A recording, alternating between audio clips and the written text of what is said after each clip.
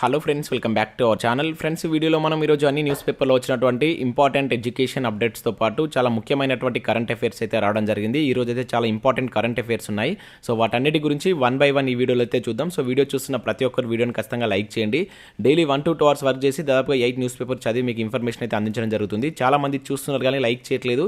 ఖచ్చితంగా లైక్ చేయండి. సో ఈ వీడియోకి అయితే నేను 1000 లైక్స్ ఎక్స్పెక్ట్ చేస్తున్నాను. సో ఇది ఎవరికైతే యూజ్ ఉంటుందో వారికి షేర్ చేయండి అండ్ సబ్స్క్రైబ్ చేసుకొని చూడండి. రెగ్యులర్గా మీకు జాబ్ అప్డేట్స్ అంతాయి. మన ఛానల్కి సంబంధించినటువంటి టెలిగ్రామ్ గ్రూప్లో కూడా జాయిన్ కాండి. సో దాంట్లో కూడా రెగ్యులర్గా జాబ్ అప్డేట్ షేర్ చేస్తున్నాను. మీకు చాలా యూజ్ ఉంటుంది. ఫ్రెండ్స్, మన ఛానల్ ద్వారా గ్రూప్ 4 కావచ్చు, అదేవిధంగా గ్రూప్ 2కి సంబంధించినటువంటి ఫుల్ వీడియో కోర్స్ అయితే అందించడం జరుగుతుంది. గ్రూప్ 4 జస్ట్ 500 రూపీస్కే 6 months వ్యాలిటీ తోటి ఫుల్ కోర్స్ అయితే మన యాప్లో అందుబాటులో ఉంది. అదేవిధంగా గ్రూప్ 2కి సంబంధించి కూడా మనకు 4 పేపర్స్ జస్ట్ 1500 రూపీస్కే మీకు అయితే అక్కడ కోర్స్ అందుబాటులో ఉంది. శాంపిల్ క్లాస్ అయితే ఉంటాయి. ఒకసారి విన్న తర్వాత నచ్చితే కోర్స్ తీసుకోండి. ఇంకా కరెంట్ పీడిఎఫ్స్ కూడా పర్ మంత్కు 20 రూపీస్ చొప్పున చెల్లించి మీరు పీడిఎఫ్ని అయితే పొందవచ్చు.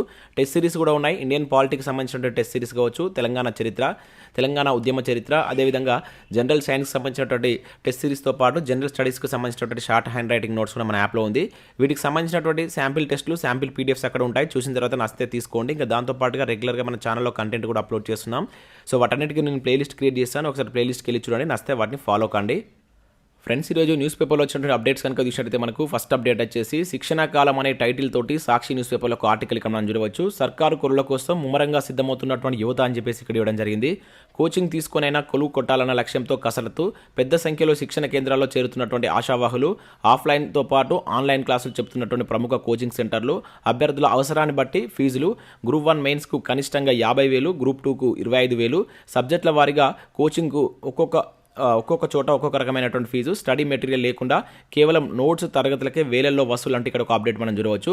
సో ఇక్కడ ఉన్నటువంటి ఇన్ఫర్మేషన్ కనుక చూసినట్లయితే వరుసగా ప్రభుత్వ ఉద్యోగ భర్తీ నోటిఫికేషన్లు వెలువడడం, మరికొన్ని పోస్టులకు కూడా నోటిఫికేషన్లు ప్రభుత్వం ప్రకటించడంతో సో రాష్ట్రంలో ఎక్కడ చూసినా కోచింగ్ సెంటర్లు కిటకిటలాడుతున్నాయని చెప్పేసి ఇక్కడ ఇవ్వడం జరిగింది. సో ఇటీవలే డిగ్రీ పూర్తి చేసినటువంటి అభ్యర్థులతో పాటు సో ఎప్పటి నుంచో వెయిట్ చేస్తున్నటువంటి నిరుద్యోగులు సో వీటికి ప్రిపేర్ అవుతున్నట్లు ఇక్కడ ఇవ్వడం జరిగింది. ఎలాగైనా జాబ్ కొట్టాలన్నటువంటి లక్ష్యంతో వ్యక్తిగతంగా సిద్ధమవడం కంటే కోచింగ్ సెంటర్లో చేరేందుకు ఆసక్తి చూపుతున్నారని చెప్పేసి ఇక్కడ ఇచ్చారు. సో ఈ క్రమంలో గ్రామీణ ప్రాంతాల్లో జరిగినటువంటి చిన్నపాటి శిక్షణ కేంద్రాలు మొదలు హైదరాబాద్లోని ప్రఖ్యాత కోచింగ్ సెంటర్ల దాకా అన్ని అభ్యర్థులతో కిటకిటలాడుతున్నాయి. కొందరు నిర్దిష్ట సబ్జెక్టులను ఎంచుకొని శిక్షణ తీసుకుంటుండగా మరికొందరు ప్యాకేజ్ రూపంలో అన్ని రకాల కోచింగ్ పొందుతున్నారని చెప్పేసి ఇక్కడ ఇచ్చారు. ఈ అవసరాన్ని గుర్తిస్తున్న కోచింగ్ సెంటర్లు అడ్డగోలుగా ఫీజులు వసూలు చేస్తున్నాయని చెప్పేసి కూడా ఇక్కడ ఇవ్వడం జరిగింది. సో ఇక్కడ విషయం అయితే ఆధారబాధగా తరగతి కూడా చెప్తున్నట్లుగా మనకు ఒక స్టూడెంట్ ఇక్కడ చెప్పినట్టు ఇక్కడ చూడవచ్చు. దాంతోపాటుగా లోతైనటువంటి అవగాహన అవసరం అని చెప్పేసి చెప్తున్నారు. ఇంకా అదే కాకుండా ఎక్కువగా గ్రూప్ 1 అభ్యర్థులు ఈ కోచింగ్ తీసుకుంటున్నట్టుగా ఇక్కడ ఇవ్వడం జరిగింది. సబ్జెక్టుల వారిగా కూడా శిక్షణకు డిమాండ్ ఉన్నట్లయితే ఇక్కడ చూడవచ్చు. సో మెటీరియల్ కోసం కూడా చాలా మంది ఎక్కువగా ఖర్చు చేస్తున్నారని చెప్పేసి ఈరోజు మనకు సో సాక్షి న్యూస్ పేపర్లో సో ఈ కోచింగ్ సంబంధించినటువంటి దానిపైన ఒక ఆర్టికల్ అయితే ఈరోజు రావడం జరిగింది. సో దాదాపుగా మనకు తెలంగాణలో అన్ని నోటిఫికేషన్స్ రిలీజ్ అయ్యాయి కనుక చాలా మంది కోచింగ్ సెంటర్లో కోచింగ్ తీసుకోవడం జరుగుతుంది. కొంతమంది సబ్జెక్ట్ వైజ్ అయితే, కొంతమంది ప్యాకేజ్ రూపంలో, కొంతమంది మెటీరియల్ తీసుకొని ప్రిపేర్ అవుతున్నట్లుగా ఓవరాల్గా మనకైతే ఇక్కడ న్యూస్ అయితే రావడం జరిగింది. సో నెక్స్ట్ అప్డేట్ కనుక ఇక్కడ చూసినట్లయితే మనకు గ్రూప్ 1 మెయిన్స్ ఎస్టీ అభ్యర్థులకు నెలకు 5,000 అని చెప్పేసి ఇక్కడ ఒక అప్డేట్ మనం చూడవచ్చు. మంత్రి సత్యవతి రాథోడ్ అని చెప్పేసి ఇక్కడ ఇచ్చారు. సో మనకు రాష్ట్రంలోని ఎస్టీ స్టడీ సెంటర్లో కోచింగ్ తీసుకొని గ్రూప్ 1 మెయిన్స్కి సెలెక్ట్ అయినటువంటి అభ్యర్థులకు ట్యాబ్లు ప్రతి నెల 5,000 స్టైఫండ్ ఇస్తామని చెప్పేసి మంత్రి సత్యవతి రాథోడ్ వెల్లడించారు. సో గ్రూప్ 1 మెయిన్స్కు రాష్ట్ర వ్యాప్తంగా 123 మంది ఎస్టీ అభ్యర్థులు ఎంపిక అయ్యారని చెప్పేసి తెలపడం జరిగింది. సో వారి ప్రిపరేషన్ కోసం మెరుగైనటువంటి కోచింగ్ అందించడంతో పాటు రెసిడెన్షియల్ సౌకర్యాలు కూడా కల్పిస్తామని చెప్పారు. సో బుధవారం హైదరాబాద్లో జరిగినటువంటి ఇక్కడ మనకు డిఎస్ఎస్ భవన్లో గ్రూప్ 1 మెయిన్స్కు ఎంపికైనటువంటి ట్రైబల్ వెల్ఫేర్ స్టడీ సర్కిల్ అభ్యర్థులను ఆమె అభినందించారని చెప్పేసి ఇక్కడైతే చూడవచ్చు. సో ఎవరైతే ఈ మెయిన్స్కు సెలెక్ట్ అయినటువంటి ఎస్టీ అభ్యర్థులు ఉంటారో వారికి అకామిడేషన్తో పాటు నెలకు 5,000 రూపాయల స్టైఫండ్ ఇస్తామని చెప్పేసి, అదేవిధంగా ట్యాబ్లు కూడా ఇస్తామని చెప్పేసి సో సంబంధిత మంత్రి ప్రకటించినట్లుగా ఇక్కడ ఒక అప్డేట్ చూడవచ్చు. సో నెక్స్ట్ అప్డేట్ కనుక చూసినట్లయితే మనకు రీసెంట్గా ఎల్ఐసిలో ఏడీఓ పోస్టులకు సంబంధించి 9,094 పోస్టులకు సంబంధించినటువంటి నోటిఫికేషన్ అయితే రిలీజ్ కావడం జరిగింది. సో దానికి సంబంధించి ఈరోజు మనకు ఈనాడు న్యూస్ పేపర్లో ఒక మంచి ఆర్టికల్ అయితే ఇవ్వడం జరిగింది. ఏ విధంగా ప్రిపేర్ కావాలనేటువంటి కంప్లీట్ డీటెయిల్స్ తోటి ఇక్కడ మనకు ఒక ఆర్టికల్ అయితే చూడవచ్చు. చాలా మంచి నోటిఫికేషన్. సో ఎలిజిబుల్ ఉన్నటువంటి ప్రతి ఒక్కరు వీటికైతే అప్లై చేసుకోండి. డిగ్రీ తోటి వీటికి మీరు అయితే అప్లై చేసుకోవచ్చు. సో దీనిలో మనకు డివిజన్ల వారికి అయితే ఖాళీలు ఉన్నాయి. సో మన తెలుగు రాష్ట్రాల్లో కూడా వేకెన్సీ ఉండడం జరిగింది. మనకు తెలంగాణకు సంబంధించి హైదరాబాద్ కావచ్చు, కరీంనగర్ కావచ్చు, వరంగల్, అదేవిధంగా సికింద్రాబాద్లో వేకెన్సీస్ ఉన్నాయి. ఏపీలో కూడా మచిలీపట్నం, నెల్లూరు, రాజమహేంద్రవరం సో ఇట్లా వివిధ ప్లేసెస్లో అయితే వేకెన్సీస్ ఉండడం జరిగింది. సో వీటికి సంబంధించి ఏ విధంగా ప్రిపేర్ కావాలి, సో వీటి యొక్క ప్రయోజనాలు ఏ విధంగా ఉంటాయి అండ్ వర్క్ ఏ విధంగా ఉంటుందని చెప్పేసి ఇచ్చారు. ఈ జాబ్కి సంబంధించి ఎలా సిద్ధం కావాలని చెప్పేసి ఇక్కడ చూడవచ్చు. ఎంపిక ప్రక్రియ కూడా ఏ విధంగా ఉంటుందని చెప్పేసి అయితే ఇచ్చారు. సో కంప్లీట్ డీటెయిల్స్ అయితే ఈ ఆర్టికల్లో ఉండడం జరిగింది. సో ఇంట్రెస్టెడ్ క్యాండిడేట్స్ ఒకసారి ఈనాడు న్యూస్ పేపర్ డౌన్లోడ్ చేసుకొని చూడండి. సో మీకు కనుక ఎలిజిబిలిటీ ఉంటే వీటికి అప్లై చేసేటువంటి ప్రయత్నం చేయండి. సో నెక్స్ట్ అప్డేట్ ఇక్కడ చూసినట్టయితే మనకు ఇక్కడ CISFలో కానిస్టేబుల్ ఉద్యోగాలకు సంబంధించి ఒక మంచి నోటిఫికేషన్ అయితే రిలీజ్ కావడం జరిగింది. 451 వేకెన్సీస్ తోటి నోటిఫికేషన్ అయితే రిలీజ్ చేశారు. సో దీనిలో మనకు కానిస్టేబుల్కి సంబంధించినటువంటి వేకెన్సీస్ అయితే ఉన్నాయి. So central industrial security force jobs అని చెప్పేసి అంటారు. సో దీనిలో మనకు కానిస్టేబుల్ డ్రైవర్కి సంబంధించి 183 పోస్టులు ఉన్నాయి. అదేవిధంగా constable driver cum pump operator fire సర్వీస్లో 268 వేకెన్సీ అయితే ఉండడం జరిగింది. సో వీటికి సంబంధించి మీకు 10th పాటు డ్రైవింగ్ లైసెన్స్ కూడా ఉండాలని చెప్పేసి ఇచ్చారు. కొన్నిటికి హెవీ మోటార్ వెహికల్ లేదంటే ట్రాన్స్పోర్ట్ వెహికల్కి సంబంధించినటువంటి పర్టికులర్ డ్రైవింగ్ లైసెన్స్ కూడా ఉండాలని చెప్పేసి అయితే ఇచ్చారు. కొన్ని పోస్టులు ఇక్కడ 3 ఏళ్ల డ్రైవింగ్ అనుభవం కూడా ఉండాలని చెప్పేసి ఇచ్చారు. సో ఈ పర్టికులర్ క్వాలిఫికేషన్ కనుక మీకు ఉన్నట్లయితే వీటికి అప్లై చేసుకునేటువంటి ప్రయత్నం చేయండి. సో వీటికి సంబంధించి 21 నుంచి 27 ఇయర్స్ మధ్య మీ ఏజ్ అనేది ఉండాలి. సో వాటికి సంబంధించి 100 రూపీస్ అయితే మీకు అప్లికేషన్ ఫీజు ఉంటుంది. February 22 అనేది లాస్ట్ డేట్ అయితే ఇవ్వడం జరిగింది. ఒకసారి ఇక్కడ ఉన్నటువంటి వెబ్సైట్కి వెళ్ళి చూసి మీకు కనుక ఎలిజిబిలిటీ ఉంటే వీటికి అప్లై చేసుకునేటువంటి ప్రయత్నం అయితే చేయండి. సో నెక్స్ట్ అప్డేట్ ఇక్కడ చూసినట్లయితే పోలీస్ ఉద్యోగాలకు సంబంధించిన అప్డేట్ అయితే చూడవచ్చు. పోలీస్ నియామకాల్లో తప్పిదాలపై గవర్నర్కు యువజన కాంగ్రెస్ ఫిర్యాదు అంటే ఇక్కడ చూడవచ్చు. కోర్టు సూచన మేరకు 7 మార్కులు కలపాలి శివసేన రెడ్డి అని చెప్పేసి ఇక్కడ ఒక అప్డేట్ అయితే ఇవ్వడం జరిగింది. సో పోలీస్ నియామకాల్లో జరిగినటువంటి తప్పిదాలపై గవర్నర్ తమిళసైకి ఫిర్యాదు చేసినట్లు యువజన కాంగ్రెస్ రాష్ట్ర అధ్యక్షుడు శివసేన రెడ్డి తెలిపారు. సో బుధవారం రాజ్భవన్లో గవర్నర్ కలిసిన అనంతరం ఆయన విలేకరులతో మాట్లాడారు. సో పోలీస్ నియామకాల్లో తప్పిదాలకు ఎంతో మంది అర్హులైన విద్యార్థులు నష్టపోయారన్నారు. So police recruitment board chairman V V Srinivas దృష్టికి పలుమార్లు తీసుకెళ్లినా స్పందించలేదన్నారు. సో 7 మార్కులు కలపాలని హైకోర్టు సూచించినా కలపడం లేదన్నారు. సో డ్రైవింగ్ కోసం చేసేటువంటి నియామకాలకు కూడా రన్నింగ్ లాంగ్ జంప్ పెట్టారని ఆవేదన వ్యక్తం చేశారు. సో ఈ కారణాలతో మనస్తాపానికి గురై ఇప్పటికే దాదాపుగా 18 మంది విద్యార్థులు ఆత్మహత్య చేసుకున్నారని చెప్తే గవర్నర్ చెల్లించిపోయారని చెప్పేసి అనడం జరిగింది. సో వీటిపై నివేదిక తెప్పించుకొని న్యాయం జరిగేలా చర్యలు తీసుకుంటామని హామీ ఇచ్చారని చెప్పేసి ఆయన తెలిపారు. సో చనిపోయినటువంటి వారి కుటుంబాలకు రూపాయలు 50 లక్షల చొప్పున పరిహారం ఇవ్వాలని కోరినట్టు తెలిపారు. సో హైకోర్టు సూచన మేరకు 7 మార్కులు కలపాలని చెప్పేసి కూడా కోరినట్లు ఇక్కడ మనకు పోలీసు ఉద్యోగాలకు సంబంధించిన ఒక అప్డేట్ అయితే మనం చూడవచ్చు. సో దీనికి సంబంధించి మరొక అప్డేట్ ఇక్కడ ఇంతకుముందు మనం చూసాం. గ్రూప్ 1లో ఎస్టీ స్టడీ సెంటర్ విద్యార్థుల సత్తా అని చెప్పి చూడవచ్చు. ఆల్రెడీ దీనికి సంబంధించి మనం స్టార్టింగ్లోనే ఒక అప్డేట్ అయితే చూసాం. సో ఇవి మనకు వివిధ న్యూస్ పేపర్లో వచ్చినటువంటి ఎడ్యుకేషన్ అప్డేట్స్. సో మనకు చాలా తక్కువ ఎడ్యుకేషన్ అప్డేట్స్ అయితే ఉన్నాయి. సో కాకపోతే ఈరోజు చాలా మంచి ఇంపార్టెంట్ కరెంట్ అఫైర్స్ అయితే రావడం జరిగింది. సో వాటన్నిటి గురించి 1 by 1 అయితే చూద్దాం. సో ఒకే వీడియోలో మీకు అయితే 2 అందించడం జరుగుతుంది. ఖచ్చితంగా లైక్ చేయండి. సో చాలా మంది చూస్తున్నారు కానీ లైక్ చేయట్లేదు. ఫస్ట్ కరెంట్ అఫైర్ కనుక చూసినట్టయితే మనకు కేంద్ర ప్రభుత్వం పద్మ అవార్డ్స్ని అయితే ప్రకటించడం జరిగింది. సో వీటికి సంబంధించి ఈరోజు మనకు చాలా న్యూస్ పేపర్లో అప్డేట్స్ అయితే రావడం జరిగింది. ఇక్కడ మనకి ఈనాడు న్యూస్ పేపర్లో చూసినట్లయితే తెలుగింట పద్మాల పంట అనే టైటిల్ తోటి వీటికి సంబంధించిన ఇన్ఫర్మేషన్ చూడవచ్చు. సో 10వ వంతు పద్మాలు తెలుగు తేజాలకి అని చెప్పేసి ఆంధ్రజ్యోతి న్యూస్ పేపర్లో కూడా ఇక్కడ ఒక అప్డేట్ అయితే ఇవ్వడం జరిగింది. సో వీటన్నిటి మీద నేను ఒక స్పెషల్ వీడియో అయితే చేస్తాను. మనకు ఒక బిట్ రావడానికి అయితే ఛాన్స్ ఉంటుంది రానున్నటువంటి పోటీ పరీక్షలో. సో ఈ అవార్డుకి సంబంధించి ఎవరికి ఏ రంగంలో వచ్చింది, సో వారి యొక్క స్పెషాలిటీ ఏంటి అనేటువంటి పూర్తి డీటెయిల్స్ తోటి ఒక వీడియోలో మీకు అందించడం ప్రయత్నం చేస్తాను. సో ఆ వీడియో కావాలనుకున్నారు వీడియోని లైక్ చేసి కింద ఎస్ అని కామెంట్ చేయండి. ఒకసారి ఇక్కడ ఇచ్చినటువంటి ఇన్ఫర్మేషన్ కనుక చూసినట్లయితే మొత్తం మనకు కేంద్ర ప్రభుత్వం 106 మందికి ఈ పద్మ అవార్డ్స్ని అయితే ప్రకటించడం జరిగింది. సో దీనిలో మనం చూసినట్లయితే పద్మ విభూషణ్ వచ్చేసి 6 ఉన్నారు. అదేవిధంగా పద్మభూషణ్ వచ్చేసి 9 మంది ఉన్నారు. అదేవిధంగా 91 మందికి పద్మశ్రీ అవార్డులు అయితే ప్రకటించింది. సో దీనిలో మొత్తం 12 మంది మన తెలుగు రాష్ట్రాల నుంచి అయితే ఉన్నారు. దానిలో 7 మనకు ఏపీ నుంచి ఉండగా సో 5 వచ్చేసి తెలంగాణ నుంచి అయితే ఉన్నారు. సో వారికి సంబంధించిన డీటెయిల్స్ కూడా ఇచ్చారు. సో వాళ్ళు ప్రముఖులు ఎవరని చెప్పేసి ఇక్కడ మీరు అయితే చూడవచ్చు. సో వారికి సంబంధించిన డీటెయిల్స్ కూడా ఇక్కడ ఇవ్వడం జరిగింది. సో సంగీత దర్శకుడు కీరవాణి కావచ్చు, అదేవిధంగా ఆధ్యాత్మికంలో మనకు చిన్నజీయర్ కావచ్చు, కమలేషన్కు పద్మభూషణ్ అయితే రావడం జరిగింది. సో మొత్తం 106 మందికి ఈ పద్మ అవార్డ్స్ని అయితే ప్రకటించింది. అంటే మెంబర్స్ పరంగా చూసుకుంటే 109 మంది ఉన్నారు. అవార్డ్స్ వచ్చేసి 106.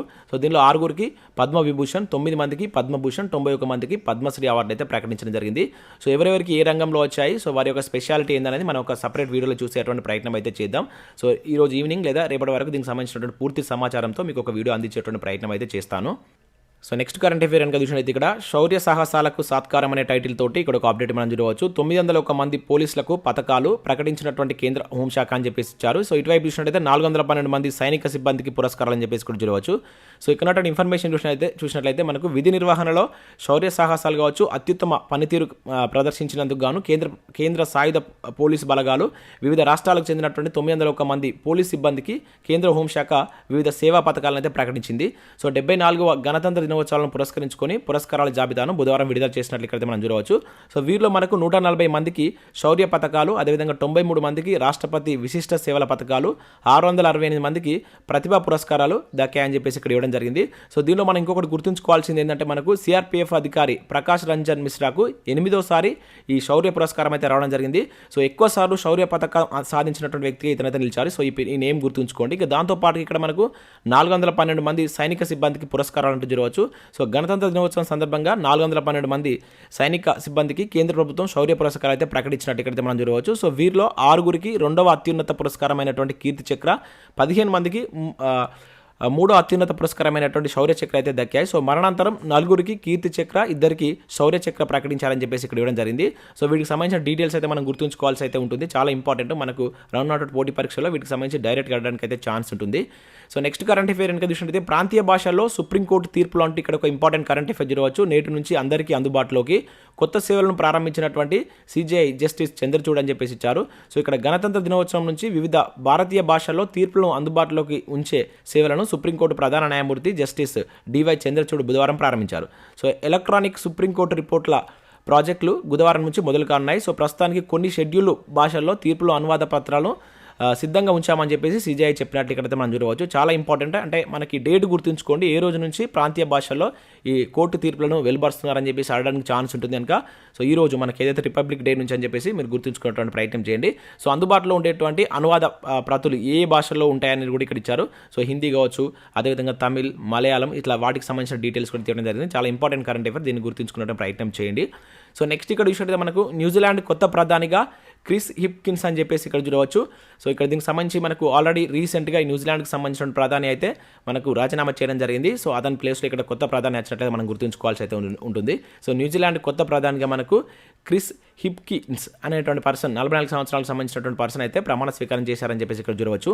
సో మనకు అంతకుముందు ఈ జెసిండా ఆర్డెర్న్ అనేటువంటి వ్యక్తి ప్రధానిగా ఉండేవాడు. సో అతను అనుకోకుండా రాజీనామా చేయడం జరిగింది. ఇప్పుడు 41వ ప్రధానిగా సో ఈ క్రిస్ అయితే ఎన్నిక కావడం జరిగింది. సో నేమ్ గుర్తుంచుకోండి, ఏ దేశానికి సంబంధించినది గుర్తుంచుకుంటే ప్రయత్నం చేయండి.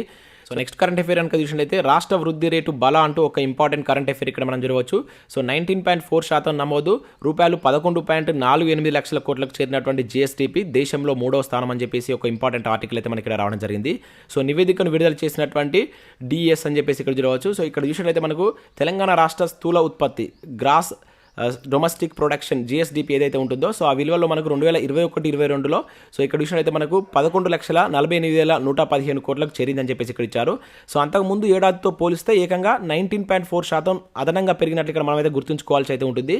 సో జిఎస్డిపి వృద్ధి రేటులో ఏదైతే ఈ వృద్ధి రేటు పెరుగుదలలో ఒడిషా, మధ్యప్రదేశ్ తర్వాత తెలంగాణ 3వ స్థానంలో నిలిచిందని చెప్పేసి మనకు రాష్ట్ర అర్ధ గణాంక శాఖ రూపొందించినటువంటి తెలంగాణ రాష్ట్ర గణాంక నివేదిక అట్లాస్లో వెల్లడించింది. చాలా ఇంపార్టెంట్ ఇక్కడ.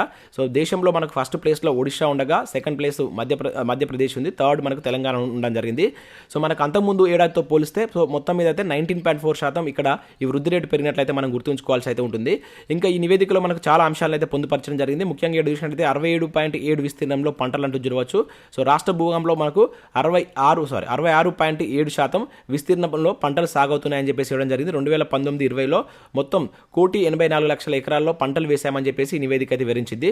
సో ఇక్కడ పత్తి సాగు విస్తీర్ణంలో 2020-21లో 23.58 లక్షల హెక్టార్లతో మహారాష్ట్ర తర్వాత 2వ స్థానంలో తెలంగాణ అయితే ఉంది. ఉత్పాదకలు చూసుకుంటే మాత్రం తెలంగాణ 10వ స్థానంలో నిలిచిందని చెప్పేసి ఇచ్చారు. అదేవిధంగా మనకు మొక్కజొన్నకు సంబంధించి కనుక చూసినట్లయితే 15వ స్థానంలో ఉత్పాదకలో హెక్టార్కు 2వ స్థానంలో నిలిచినట్టయితే గుర్తుంచుకోవాల్సి అయితే ఉంటుంది. ఇక తమిళనాడు ఈ మొక్కజొన్నలో మొదటి ప్లేస్లో ఉందని చెప్పేసి ఇచ్చారు. అదేవిధంగా 2020-21లో వరి సాగు విస్తీర్ణం ఉత్పాదకతలోను అదేవిధంగా రాష్ట్రం ఇది విస్తీర్ణంలోను 5వ స్థానంలో ఉన్నట్లయితే ఇక్కడ మనం గుర్తుంచుకోవాల్సి అయితే ఉంటుంది. ఫస్ట్ ప్లేస్లో మనకి ఇక్కడ చండీగఢ్ ఉన్నట్లయితే ఈ నివేదిక అయితే చెప్తుంది. దాంతోపాటుగా నల్గొండలో రైతుల యొక్క మరణాలు అధికంగా ఉన్నాయని చెప్పేసి నివేదిక అయితే వెల్లడించడం జరిగింది. అదేవిధంగా 21 మంది విద్యార్థులకు ఒక టీచర్ అని చెప్పేసి కూడా ఇక్కడ దీనికి సంబంధించిన రిపోర్ట్లు అయితే ఇచ్చారు. సో దీనికి సంబంధించి మనకు నేనైతే రిపోర్ట్ రిలీజ్ చేశారు. ఒకసారి వీలైతే ఈనాడు న్యూస్ పేపర్ డౌన్లోడ్ చేసుకొని దీన్ని చదివేటువంటి ప్రయత్నం చేయండి. చాలా ఇంపార్టెంట్ కరెంట్ అఫేర్ అది.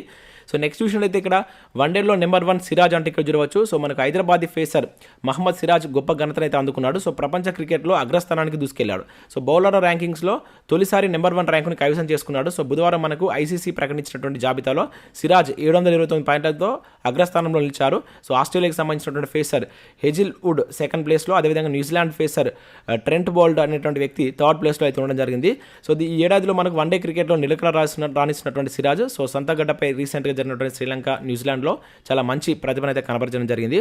సో నెక్స్ట్ ఇక్కడ మనకు బౌలర్ విభాగానికి వచ్చినట్లయితే మనకు షమి 11 స్థానాలను మెరుగుపరుచుకొని 32వ స్థానంలో ఉండగా వన్డేలో వరుస సెంచరీలతో హోరెత్తిస్తున్నటువంటి ఈ శుభమన్ గిల్ బ్యాటర్ ర్యాంకింగ్స్లో పురోగతిని సాధించాడు. 20 స్థానాలు ఎగబాకి 6వ ర్యాంకును అయితే సొంతం చేసుకోవడం జరిగింది. కోహ్లీ వచ్చేసి 7వ ర్యాంకులో ఉన్నారు. అదేవిధంగా రోహిత్ శర్మ వచ్చేసి 8వ స్థానంలో ఇక్కడ గుర్తుంచుకోవాల్సి అయితే ఉంటుంది.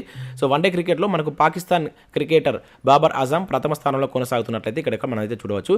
సో ఇవి మనకు వివిధ న్యూస్ పేపర్లో వచ్చినటువంటి ఇంపార్టెంట్ కరెంట్ అఫైర్స్, అదేవిధంగా ఎడ్యుకేషన్ అప్డేట్స్. సో వీడియో నచ్చినట్లయితే లైక్ చేసి మీ మిత్రులకైతే షేర్ చేయండి. Thanks for watching. Thank you.